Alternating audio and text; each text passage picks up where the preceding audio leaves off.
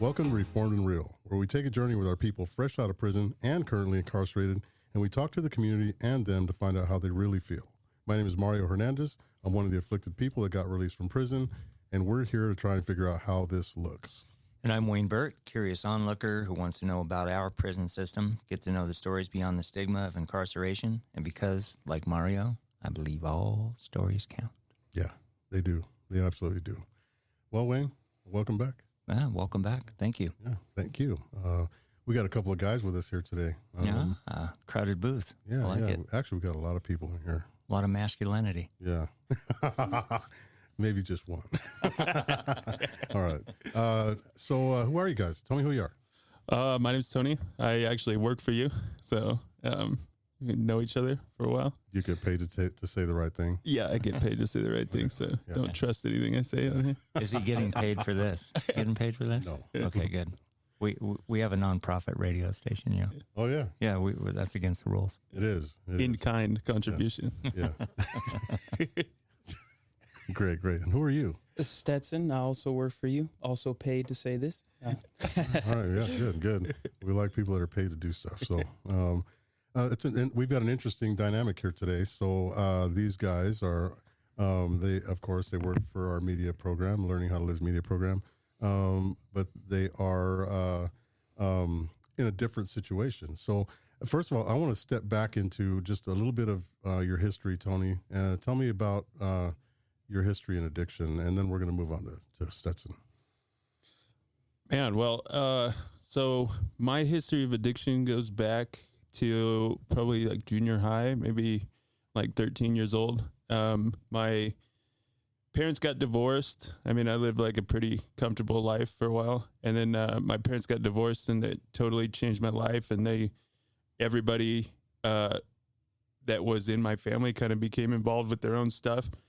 And so I just kind of was seeking out other people that were in the same situation, that didn't have a lot of people asking about where they were and everything. And that led to drinking with kids, beer runs and that kind of stuff, which led to smoking weed. And then eventually, we were buying weed from our friends' brothers, and that turned into coke. And then I was smoking coke on foils at like 15 years old, and didn't see a problem with it.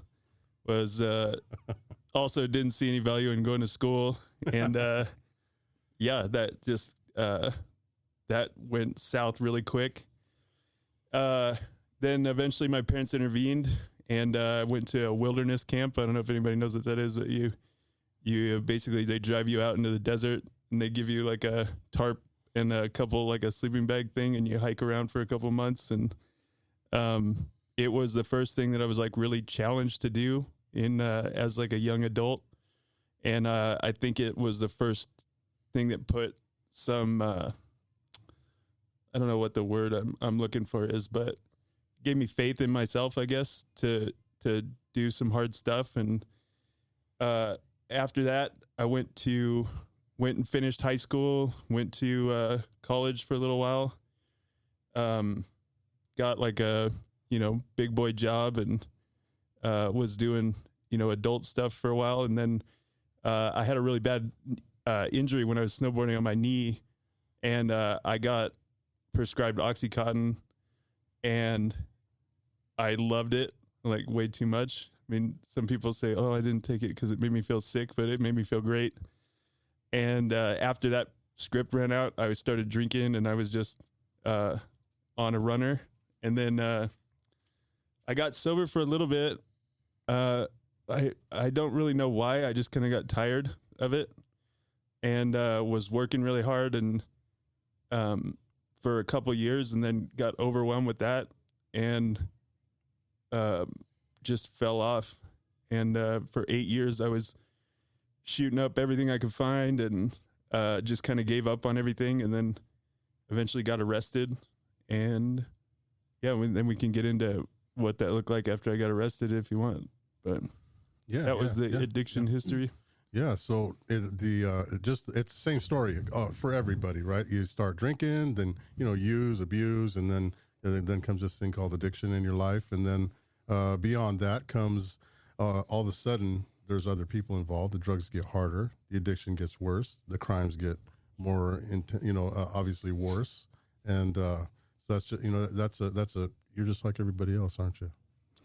Yeah, I think the details are a little different, but I think our feelings are all kind of the same. And then once that, I think we all have this shame level that we can take, and then eventually it's just too much, and then we're just off to the races, I guess, or addicts anyway, addicts like me. Yeah. And then it's like it's too much to crawl out, and so then it takes some cataclysmic event to kind of change it and try to go the other way. And you have one. We'll talk about that in just a little bit. Yes, I did. Yeah. So, Stetson, tell me a little bit about your past. Like, where did you come from, and why are you where you're at today? So, growing up pretty young, I had kind of a rough start. Older brother was a gang member. He was the person I looked up to, and I wanted to be just like him. And so, followed in his footsteps, became a gang member pretty young. At 13 years old, my brother smoked methamphetamine with me. And that was kind of where my drug addiction started. Fast forward a little bit, I was about 14 years old, and some of my other friends that also became gang members, we stole a car, went on the run to Las Vegas. We had cocaine in the car, spice, a number of narcotics. We went over there and committed a strong arm robbery. We were arrested over there, and that was the first time I ever got incarcerated, and it was in a detention center in Las Vegas. And so at that young... That was fun. Yep. Oh, yeah, it was an experience. It was kind of a reality check for me early on. I was like, this is what it's going to be. If I want to be a gang member, if I want to use drugs, if I want to commit crimes, these are the environments that I'm going to live in. I was extradited back to Idaho and put on probation, put on an ankle monitor. And within the first week that I was on the ankle monitor, I cut it off, went on the run to Phoenix. I went down there and seen a friend of mine. And I mean, I'm young. I'm 14 years old on the run in another state. His brothers are selling cocaine, involved in some pretty negative stuff. I end up getting arrested over there again and brought back to Idaho. And they tell me, you get in trouble again, we're going to send you to the Juvenile Department of Corrections. And I think it was about that time, I was 15 now, I started using opiates. And that's where my addiction really began. I started smoking Oxycontin and became addicted to opiates. And that's where I really started to go downhill. Started committing more crimes, ended up in the Department of Juvenile Corrections, spent about 2.5 years there. It was a really positive thing for me. They had some good programs in there, really positive environment. They took us out to go on camping trips, and they let us do barbecues and stuff like that, right? And kind of got sober in there, got out. I got a job and did it really good for a while. Went back to the gang, kept doing all of that.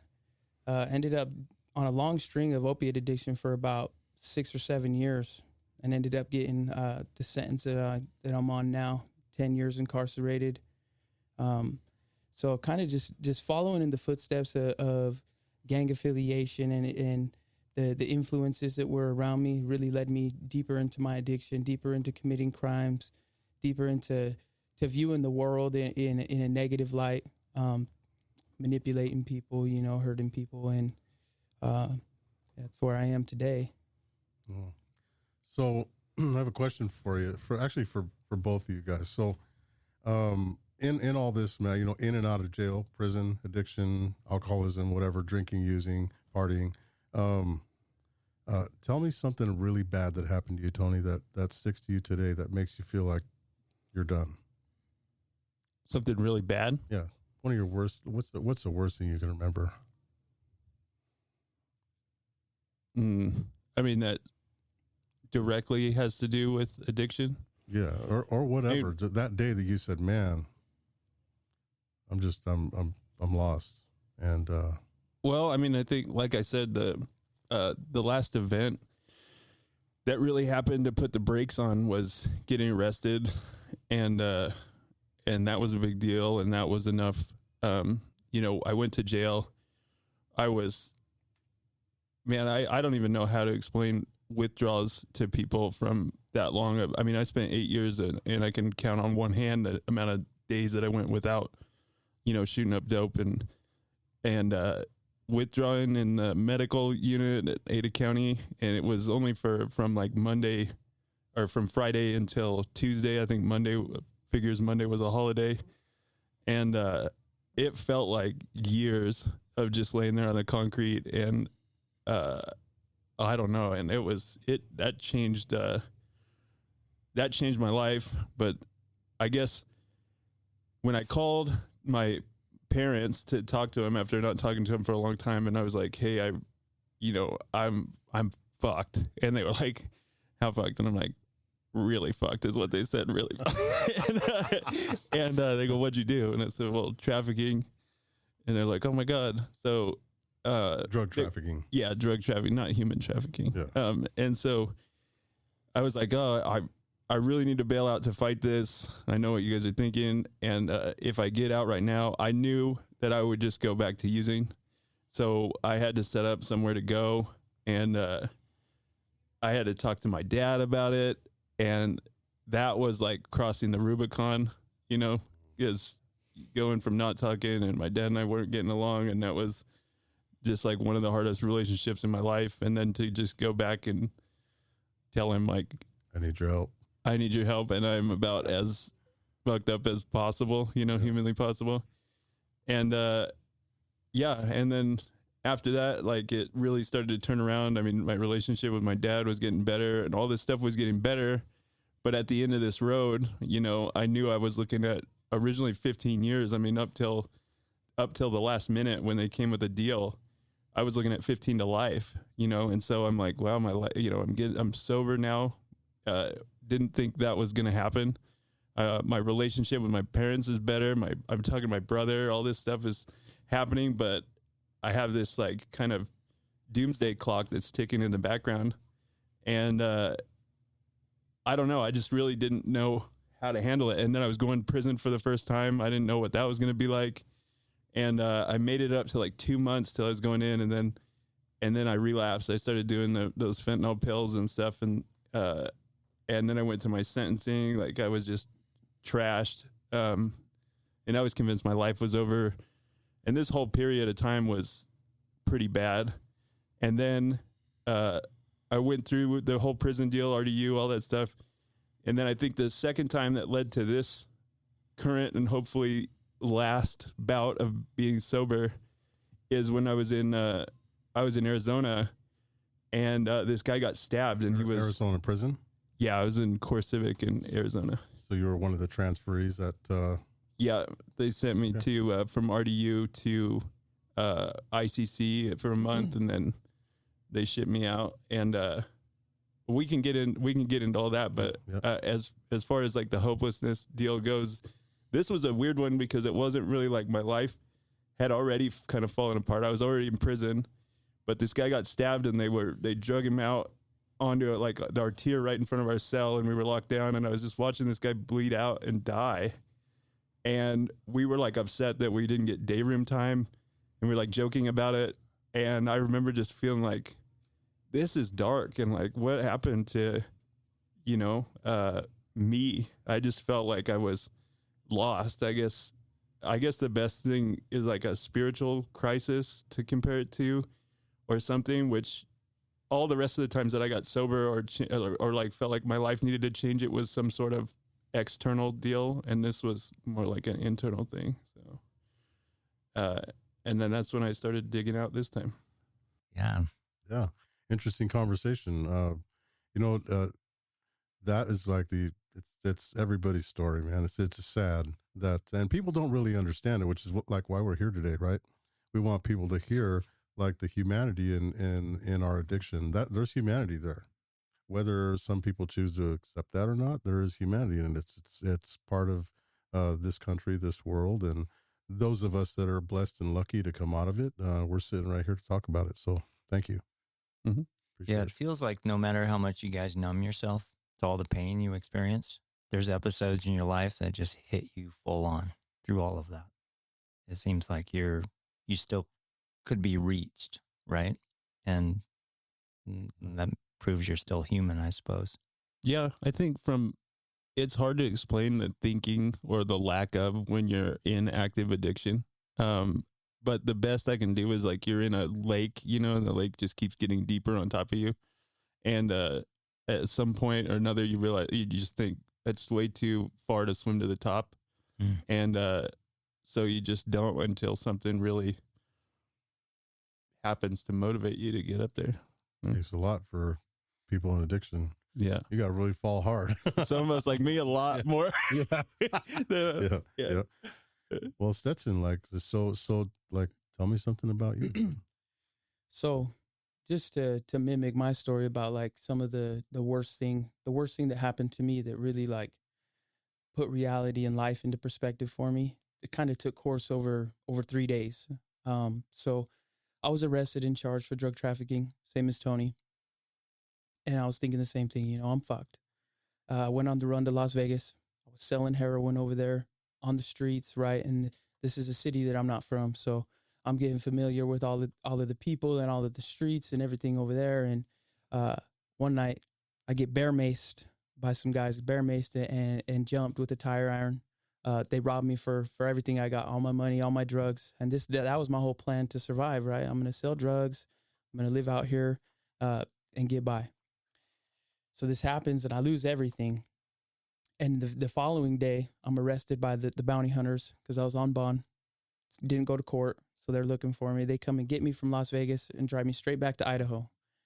And I get to county jail, and Tony talked about withdrawals. There's no way to describe the way that feels, but I get to booking in county jail, and they're like, oh, well, welcome back, because I'd been in and out so many times. And the deputy that was working at the desk, he knew me. And I got kind of aggressive with him. I was like, fuck you. And he comes down and gets into a physical altercation. They take me to Max. They take me to the hole. I go to the hole, and the withdrawals really start settling in, and I really start just thinking about everything. I had a daughter that was born maybe 9 months before that. And I'm thinking, you're going to prison for 10, 15 years because the paper they give you when you get charged with drug trafficking, like Tony says 15 to life. So in that moment, I'm thinking like, yeah, I'm fucked. Like my daughter's going to be 15 years old. She's going to hate me when I get out. I had a really shitty relationship with my parents at the time because I've been on drugs and I really treated them terrible. So I don't even call them, and I'm sitting in this cell in Max, just withdrawing terribly. And I decide to make a super selfish decision. I was like, you know what? I'm going to kill myself. I was like, I'm done. Like, I'm going to go to prison for 15 years. My daughter's going to grow up without me. I'm thinking just the worst about everything in my life. And so I decided to hang myself, and I did. And there was an officer that worked in Bonneville County Jail, Officer Pritchard. He was doing a walk at the time, right? And at the time, I had already lost consciousness. And he comes into my cell, and he cuts me down. And their protocol is to wait for more staff to get to the cell, especially when someone's in Max. They have to have more than one officer to react to any situation. But he went against his protocol. He performed CPR on me. The paramedics get there. I wake up in the hospital, and they tell me that if he didn't cut me down, that I would have lost the rest of the oxygen to my brain, and I would have died. And when I wake up, Officer Pritchard's sitting in the hospital room with me, and he's like, you got people that love you and care about you, and he's like, that's not the way to do it. And it was just so from that moment forward, after I attempted to end my life, I just decided, you know what, like, I'm gonna do something different. I'm gonna go. I know I'm going to prison for a long time, but I want better for myself. I want better for my kids. I want better for my family. And that was really where I decided to disassociate with the gang, with everything that I used to be a part of. And I started reading books, started educating myself a little bit. And when you're a gang member and you decide to take a different path in life, it puts a target on your back. People aren't happy about that. And so fast forward, I get transported to prison. That's kind of rough. When you decide to walk away from the gang and you hit tears and you have a target on your back, it's like psychological warfare. You don't know who wants to, physically assault you or who wants, jump you, because that's how it goes in that type of lifestyle. And, I pretty much just kept my head down, educated myself and a lot of opportunities started presenting themselves. Like Tony, I went out of state to Saguaro Correctional Center. I was one of the transfers out to Arizona. And that experience was just another experience, just another reminder for myself of like, why I'm tired of this life, why I don't want to do it no more. The bus ride, and I'm sure Tony can speak to this, it was pretty brutal. How long did it take? 30 hours. Just solid all the way down. The shiny hard seats or the soft ones? Oh no, they were plastic. They were hard. It was uncomfortable. And so when they picked us all up from our facilities, because there's guys going out from every facility, right? They pick us up and they take us to ISCI, and that's where they're going to stage us and shackle us all up. And I was told by the lieutenant at my facility that we were going to go on a plane. And so I'm thinking, okay, that won't be too bad, you know. We'll get there a couple hours. So they start shackling us up. So they shackle your feet, belly shackles, a black box, which means, you know, you can't move your wrist. You can't even scratch your face comfortably. And then they chained us to another person. You had a bus buddy. That black box is the worst. That's what people don't understand, the black box and like how miserable that is. It was terrible. So every 4 hours they would stop and feed us a peanut butter and jelly sandwich and give us a little water bottle. And with that black box on, to even eat the sandwich, I didn't even eat, because I was like, this is impossible. It's just spilling all over my lap. You know, I was like, this is so uncomfortable. No space to move, but we get over there, you know, and I call my mom and I tell her, hey, I'm in Arizona now. Call my wife and tell her I'm in Arizona. And they're like, oh man, we don't know if we're going to be able to come see you. You know, that's 1,600 miles from where my family was. And so that was a rough feeling too, you know, because you're like, I was just shipped out here. You got no choice. You got to go. And, you know, Tony described one of the situations that happened down there, but the whole time I was down there, it was just a super toxic environment. You know, everybody down there is doing quite a bit of time. And I feel like a lot of them are still stuck in addiction inside, but also just feeling like there's not a lot of hope for them. You know, they got a lot of time left. They're out of state. You know, we might as well do whatever is kind of their mindset. And so that was rough. When I finally got to come back to Idaho, I was never happier to be back in an Idaho prison. And it's just, Tony talks about, you know, when you feel that like you're under the water, you can't get to the top. That's how I felt the whole time I was in Arizona. I actually struggled back and forth a little bit with addiction over there, and coming back, I was able to let go of all that. How long were you down there? About a year. Tony was down there a little longer than me. I was in there for 2 years. Felt like 5. Yeah. Yeah. I've never been transferred out of state, but I've been to other state prisons, and if you don't know anybody there, that sucks. Yeah. You've been to the panhandle of the state. Yeah. Yeah. So tell me something, guys. So beyond all that, you guys made it back. Now you're, in a different situation. And tell me what you're doing good, Tony. Like, what are you doing good today? How do you live your life? Where are you headed? Well, I mean, so I got down here because one of my friends from the streets was in a minimum custody deal where I'm at now. And I think he really pulled for me to get there. And it was the first time that somebody had, because through getting transferred, I went from, Ada County, then the first prison is at the Yard, where the Yard has, for anybody that's listening to this that doesn't know, the Yard is probably the most programmatic place that Idaho has. They have the most programs and stuff. Then I got transferred to ICC, which probably has quite a bit less. And then I was there for like a month, and then out of state, they have nothing, so there was just nothing there. And then I was kind of just resigned to be there for, until I was about to get out. And then my friend started pulling for me to come down here. I went minimum, and they transferred me out here. And then I went to the first, after back into RDU, I went to the first minimum custody, and people were just out doing stuff, working out. They're they're working there. And this was at ICC again, but at the minimum side of ICC. And so I don't know, I started to see that light again, start to realize maybe there is still something I can do with myself. And this is after, like I said, I kind of had that realization that I'd completely lost watching, somebody die and not really feeling anything for it. And then I got over to the CRC where I'm at, where people are actually going out and working real jobs and, I'm back with a good friend of mine from the streets, and I right away, right when I got there, I met Mario and saw what he's doing here at Learning to Live. We're at Learning to Live doing this podcast, and saw what he was doing here. And I've always been really attracted to trying to help other people. I just have not always been in a spot to do it.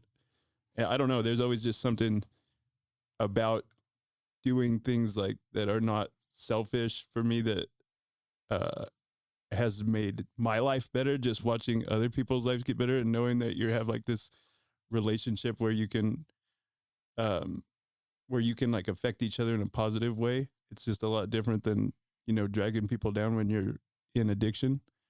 And yeah, I mean, one thing led to another. We've had some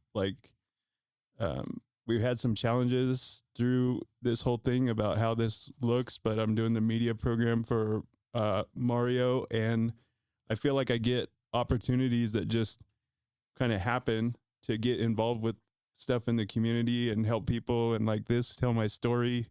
I mean, I really didn't expect this until a couple of days ago, but I don't know. I love to get out there and just, if it has a chance to help anybody that listens to this, I love to do it. And I just need to I need to keep myself involved in kind of selfless activities. Otherwise I just get wrapped up in my own crap and my own like self-pity and that kind of stuff. Cause yeah, so I don't know where I'm going, but it seems like it's on the right path. It is. And Stetson, you have like a couple of things going on, right? So what do you do? Not besides this right here, because you do some other things. Yeah, so I kind of want to start back up where I came back from Arizona, because it all kind of ties in together and tells the whole story. So when I got back, I spent about another year in medium custody. Still had about 7 years left on my sentence. And I rode over to a minimum custody facility to a warden over there, SICI, and asked, hey, would you give me the opportunity to come to your facility? I heard there was jobs there, a lot of educational opportunities. And she writes me back and says, write me in 6 months and we'll staff you. So I attached the same note she wrote back 6 months later. She took me over there. And when I got there, I was going through an identity crisis, because, walking away from everything that I used to be a part of and being who I was, that was the only identity I ever knew. And so when I walked away from all that, I kind of stripped myself of that, and I didn't know where I fit in life, where I fit in, especially in prison.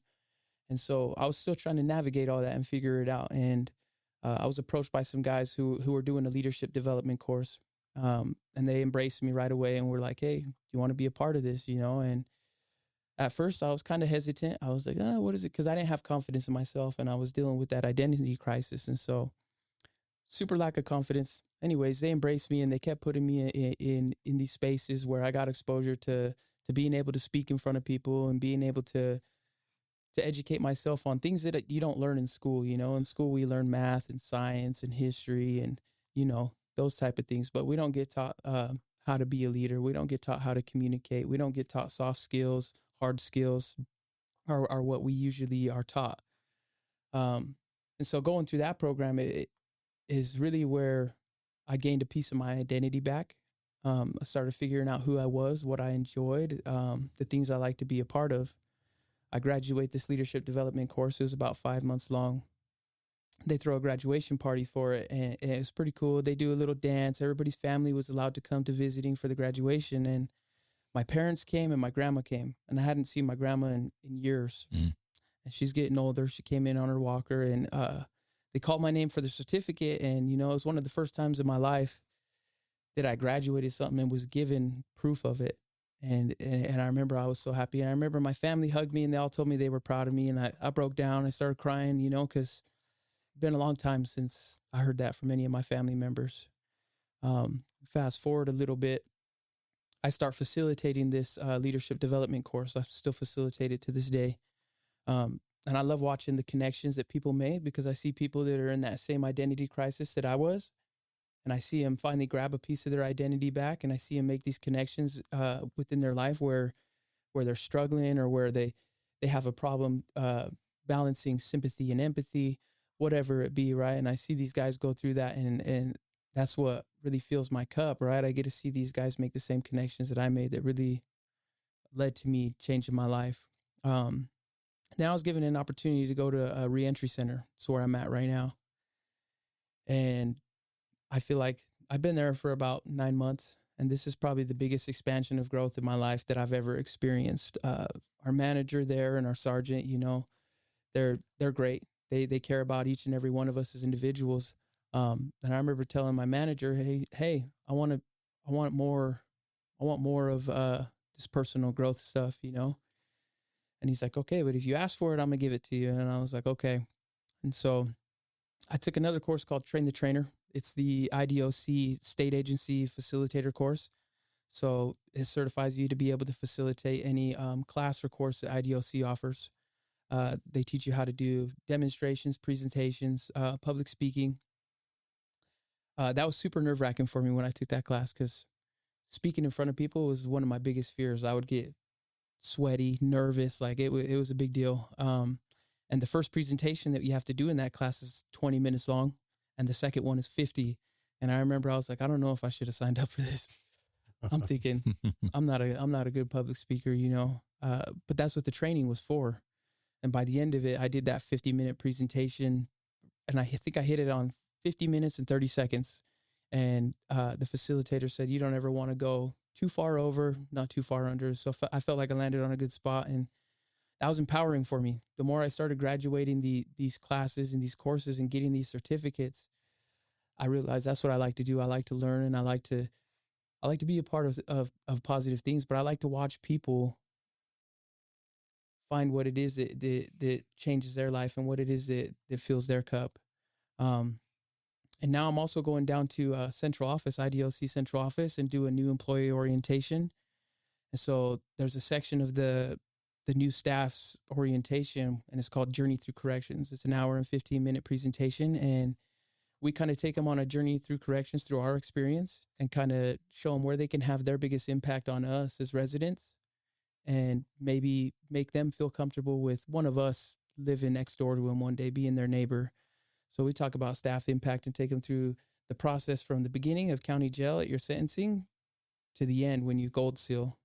And so that's a huge opportunity. And I feel like it's super important, because a lot of these staff come in, you know, and they used to do it a certain way in the department years and years ago, where it was, you know, us versus them.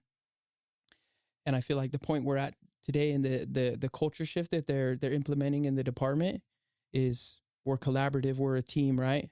And it really changes the dynamic, that dynamic supervision that they talk about. I mean, the proof of the concept, it's been proven over and over again. I know with myself, it works when I'm interacting with a staff member that I feel like, you know, cares about me and is invested in me as an individual, as a human being. It's empowering, and it's really what's pushed me to be where I'm at today. So I do have a question about that. So in this journey that residents are going through, right? Mm-hmm. They're interacting with leadership from IDOC and staff members. It doesn't take away the accountability, does it? No, absolutely not. Because they hold people accountable either way. So it's like you make your own path. Yes. Right? You can make a mistake, and they're going to take you off of that path, right? And that's something that's important for people to know, that we, as me as an ex-resident, that I work with DOC staff all the time, at kind of a partnership, and it's for the greater good, right? Somebody told me something a long time ago, and I always say it. He said, Mario, he says, true change only comes when people get better. And when people don't get better, we don't get true change. And public safety comes when people get better. So those are the two parts that are most important. So if people make the mistakes, they get held accountable. And if they hold true to their new life, their new path, then they just flourish and do great things. And they allow you that, right? Yeah, no, definitely. The accountability is never lost or taken away. We definitely are still held accountable. I just feel like some of the differences is that we're given some opportunities, right? But there's a level of trust that's developed between a staff and a resident with this new shift, with this new supervision that they're implementing in the department. It creates a relationship with the staff member where, like, I know for myself, with our sergeant, with our manager, with almost every single staff member that works at my facility, I would almost be devastated breaking that trust or making them look bad, because they've put so much trust into me and given me so many opportunities and believed in me like nobody's ever believed in me before. And so it just creates that level of trust, and you don't want to damage that relationship. Yeah. You feel that way, Tony? Yeah, I mean, I feel the same way. For somebody to reach in and give you an opportunity is kind of everything. When you don't have anything, when you have nothing to lose, you have nothing to lose. I mean, I think I think where you're kind of going with that is kind of the punishment versus rehabilitation, because you take somebody like me and you give me 7 years, and I'm in a cell the whole time. After that 7 years, you're just hitting the pause button. You're going right back out to where you were if you don't have anything going on. If during that 7 years, you can build yourself up, build other people up, feel like people care about you, then you have something to lose, and that's a whole different equation, and you get some real life experience, and you get some sober time under your belt where you're actually doing stuff. And I think I don't know what the numbers are right off the top of my head, but I'm sure that the numbers show like recidivism rate goes down the more you can step somebody into back into real life. Mm-hmm. I think this old idea of trying to punish people out of habits that they have, addictions that they have, bad mental health problems and all that stuff. I think that's kind of an easy deal, and it's attractive to say, we can, but it's attractive deal because it doesn't take the personal investment and connection, which is hard because that connection is trying. I mean, people take patience, people take a lot to balance relationships, and it's way easier to just say, hey, you messed up, you're out. That's always my immediate reaction too. When people, when I disappoint people or people disappoint me, it's like, I'm out or you're out. Takes a lot to be like, hey, what's going on? Like, let's work on this. Yeah, I mean, I definitely think it gives you a whole different calculation on what your life looks like and what you want to do and what you're willing to do. Yeah. Yeah, that makes sense. I think we non-incarcerated folks are tempted to think of that as an easier solution. Yeah. Punish, lock them up. It's easy. The hammer. There's a reason lock them up is a motto, right? Yeah, they want the hammer. Stupid or not. Yeah, and I think that another thing added to that is nobody's perfect, right? When people go through the throes of their addiction in the community, and they're messed up for a year, 2 years, 3 years, 4 years, however that is, I mean, that causes some damage. So when you get into prison, or when people get into prison, ain't nobody going to be perfect. So I think that finally there's been like a coming to Jesus moment between, let's say, the operations inside of the prison systems and the people that are in there struggling, trying to change, right? That a little bit of leeway, not so harsh on people, bring some humanity into the situation, talk to them like they're human beings, not like they're stupid. And that changes the world, right? It's just like being a servant out here, you're here to serve people and help people, and that just makes you feel better. So if somebody's helping you like along your path instead of beating you down for it, that makes a big difference, doesn't it? Yeah. Yeah, absolutely. I think that empathy goes a long way. I mean, I can understand where it's hard being in the correctional, anybody in the, correctional officer, sergeant, corporal, whatever, because there are people that want to change. There's also people that don't want to change. You're also dealing with every different type of person and every different type of situation and crisis. And they rely on you to get fed, to go take a shower sometimes, all that stuff.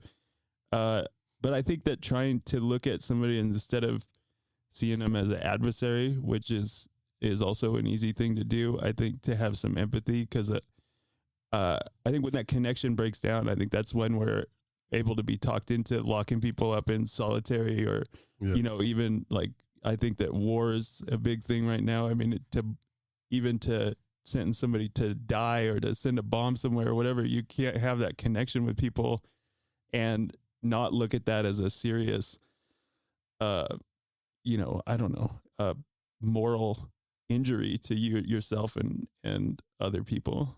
So I think that connection keeps you from, losing that. The humanity in it again, right? Yeah. And you said one of my favorite words in the whole world is empathy, right? So if you can put yourself in somebody else's shoes, you're probably doing pretty good, because if you can, then you feel it, right? It's not just a thought. Empathy is a feeling, like, you know, man, I wish, what's that guy going through? And how can I help him? And I think that when people do that, we get people like you guys in the system that are there not just to try and do the best they can do, but also helping other people do the best that they can do, changing the world one person at a time. And that's how it really is. That's what it really is, changing the world one person at a time. And for every good, word that you give to somebody, every caring word you give to somebody, it has a ripple effect. It's good stuff. Good stuff. What do you guys most look forward to? For myself, I would say, so for the longest time, right, like I told my family members that I wanted to change, or that I'm involved in all these things that I told you guys about. And, you know, that's just me telling them. And so for the longest time, I told them these things over and over and over again and did the same thing. I think what I'm most excited for is to actually be released and for them to see that.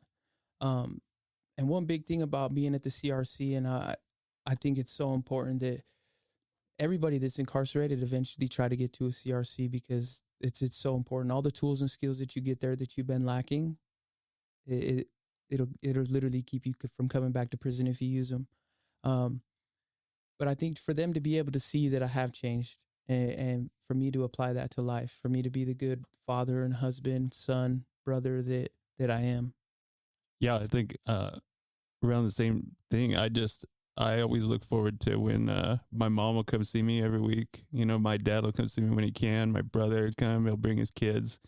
And it seems like it's super comfortable now, but I still, you know, remember 8 years leading up to going to prison. And then, you know, the couple of years I was in Arizona, that was not even on the table, you know, and just, my mom brought my nephew 2 weekends ago, and he was just telling me about all the stuff that's going on in his little life, and super excited. And I was just, I don't know, it's like that sense of being back with, you know, people that care about you and you care about. And and I feel like I have friends now that, you know, I care about what's going on with them, and they care about what's going on with me. And I'm not the hurt guy that's, you know, hurting people. Yeah, it's like try and lift people up instead of bringing them down. It's a whole different deal. Good stuff. Yeah, Good absolutely. stuff. Yeah. Well, man, if you guys had one thing to say to anybody that's listening, either whether, and I'll give you the gamut. Somebody in the community that's got a family member incarcerated, somebody that's waiting to be incarcerated, somebody in addiction, somebody in prison, somebody that's gotten out of prison, the families of theirs, something important that you think about every once in a while. What would you say? It's a wide range, I know. Yeah, that's a pretty big. Yeah. It's a pretty big deal, I guess. Especially for incarcerated people, grace is so important, because if you're not incarcerated and you're talking to somebody that is, there's a lot of stuff going on in our. For me, there was a lot of other stuff going on in my head that the people around me sometimes think is me feeling some kind of way about them, but it's, you know, day to day, it's like I'm thinking about all this time that I'm going to do, thinking about these things that are going on that I had no control over. And sometimes it's just not you, and that person just needs some patience, I guess. And as far as people that are locked up, the same goes on the other side. Like, you don't know what people are going through on the outside. And if your people don't call or don't answer a phone call or whatever, it's not the end of the world. Maybe something else is going on. I think we just all need to give each other some grace, you know. Very important words. Yep. Yeah. Yeah, grace is super important. For anybody that's incarcerated, I would say that opportunities exist for everyone. You have to create them, and you have to get yourself in the graces with the people that are in your leadership to get there. But opportunities exist for everybody, and if you do the same thing as everyone else, you're going to guarantee yourself average results. And one of my favorite things that I've heard lately is acquire what you admire. If you admire something, then go get it. Yeah, I like that. Well, There's a good. good ring to it. Yeah. So, Yeah. You know what I look forward what's to? What? The opening to the podcast in progress video series. yeah. I think you have it now. So far, so good. Yeah. Today's a good day then. Yeah. Awesome stuff. So lots of good stuff going on. People helping people. Residents helping residents. Staff members helping residents, and residents helping staff understand residents. The circle right there of incarceration. I just hope that everybody out there that's listening to this understands that we're all people. Doesn't matter what side you're on, who you are, where you're at.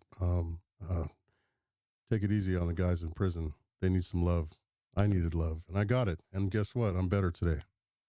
So, and that's going to happen. Everybody's got that family member or friend or whatever. And with love and support, we get better. And I think it's never too late or too hopeless, Yeah. And one thing that you said to me is like the people that come in here, you were talking about how somebody was saying, how can you do that? Somebody will get out of prison, come in here, get some clothes or hygiene or something like that, go back to prison and then come out again and do the same thing. And you said, you never know when they're going to get it. This might be the time. Yeah. And it's like, if they don't, they'll be back. And so I think about that a lot too. Yeah. Right. I think that it's important that every individual that is incarcerated get some tools and skills under their belt. Like I talked about the CRC. Some guys have been incarcerated for years and years and years, right? How long has it been since they've been to a Walmart and bought their own groceries? Yeah. How long has it been since they've operated a computer? I know for myself, and I want to give a big thank you to you, Mario, giving me this employment opportunity. I didn't know how to navigate a computer. I didn't know how So you're saying you learned? Learning would be the word. In process. Definitely always. Hey, what a good name for a nonprofit. That's what, I learned. Definitely learning. Yeah. Tony's like my biggest resource, right? I'm always asking him questions and bringing him to my desk. But aside from actually learning the technical world, I'm able to provide a little bit of financial stability to my family, to my wife and my kids. And that's something I haven't been able to do for years. And so I just want to give a super big thank you to you. Good. Well, everybody, thank you for listening to us right here on Reformed and Real. We've had Tony and Stetson, and right here next to Wayne, as usual. Yes, indeed. Thanks for sharing your stories, guys. Yeah. Really appreciate it. We'll catch everybody next week. Have a good week. Have a good week.